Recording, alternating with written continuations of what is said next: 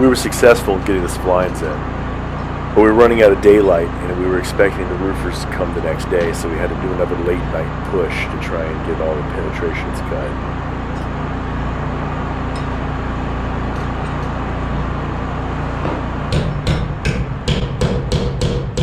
The chimney penetration requires a 12-inch by 12-inch hole, coplanar to the floor.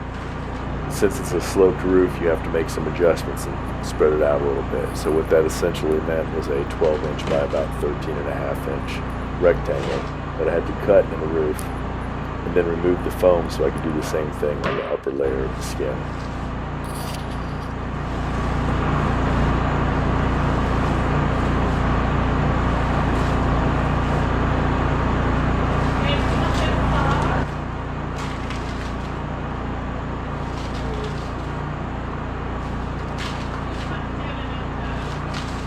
Take the whole square out straight up the top. The process is simple. I have to mechanically remove the foam. When I've done that, I have to square up the edges, recess it a little bit so that I can put in some bracing, attach that, and then make sure that I've got all my spaces proper, and hang the pipe that's going to go through so that we can have a properly insulated chimney that goes through the roof.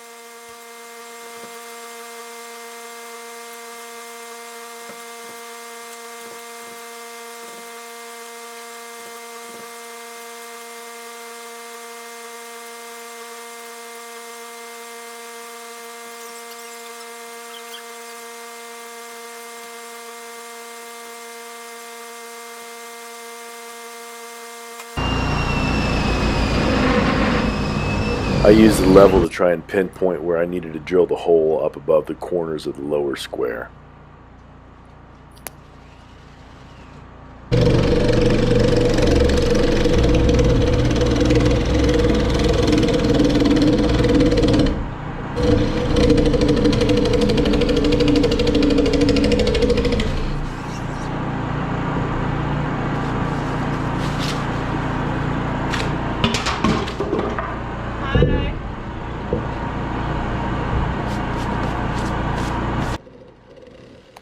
After I connected the dots on those holes and punched out the centerpiece, I just cleaned it up as necessary.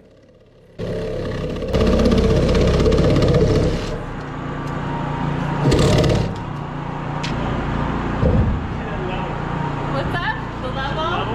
Yeah.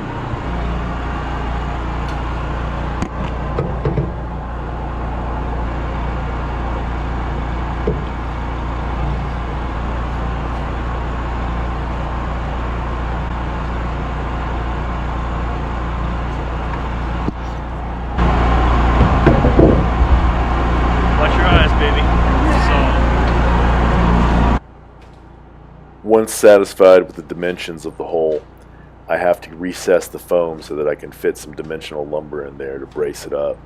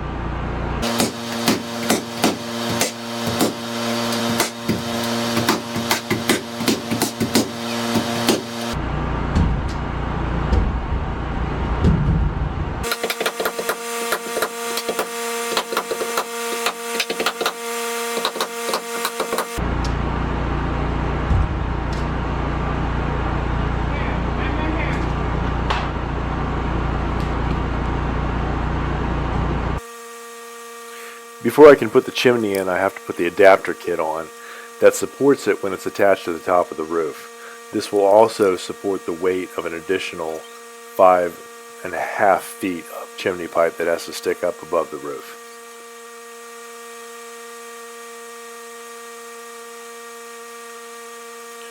By the time I finished getting the adapters onto the chimney pipe, the temperature had already dropped down to the mid-20s and it was projected to get even colder.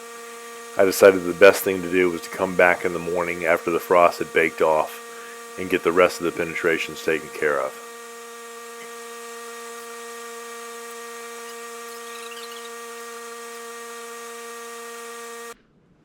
Good morning. We are back, or I am back anyway. Last night we were up here till fairly late working on this chimney penetration. I'm pretty happy with the way that it turned out.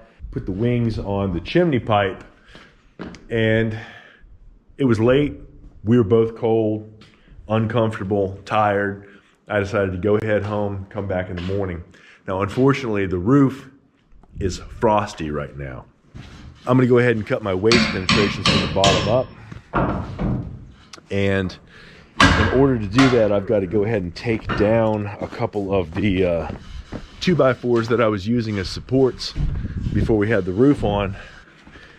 And they're no longer needed, so I'm gonna pull some of those down. I think that'll make Joanna happy anyway, because it'll open up her view of the ceiling and she'll see unimpeded what the woodwork is gonna look like. I'm covered in little bits of styrofoam. So I'm doing the penetrations. This is the one for the vent stack. You see, straight hole, nice and pretty. Getting ready to do the one for the radon mitigation system. Now, I already drilled the hole. I had to come up here and look for it. And that hole is right here. Drilled that from the bottom up. And now I'm going to take this hole saw and I'm going to cut a hole right in there. That's going to allow me to pull the rest of the foam out and have a nice, relatively straight hole. This is actually not bad. This wasn't near as difficult as the penetration for the chimney. The one for the chimney was a bit of a challenge. The biggest challenge here is just trying to be straight up and down with it.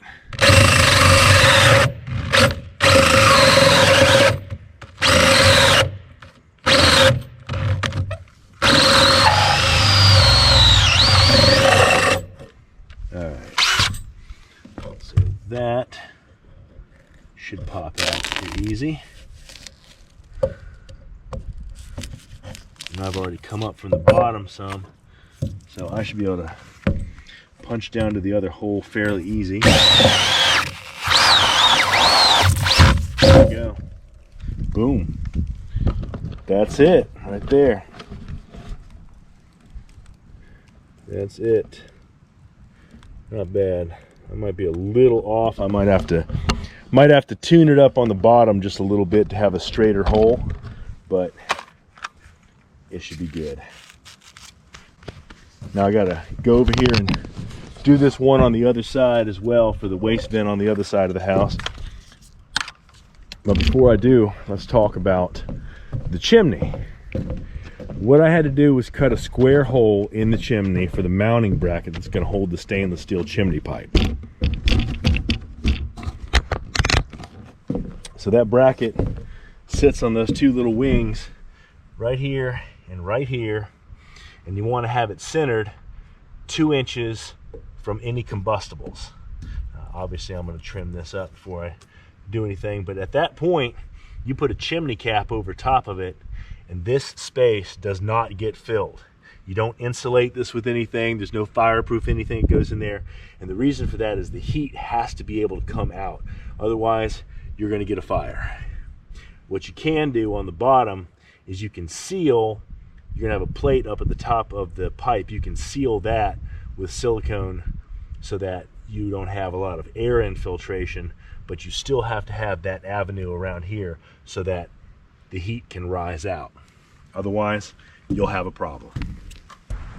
Since I was talking about it, I decided to just go ahead and put this in here. Went ahead and got the pipe up here, sink it down and make some adjustments. Wings on it.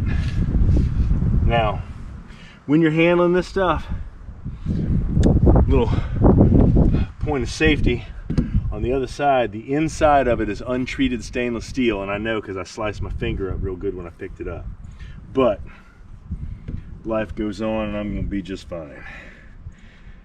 Now I need to get this thing situated properly so that it's sitting straight up and down. Hey sugar, can you hand me the level? And the driver as well.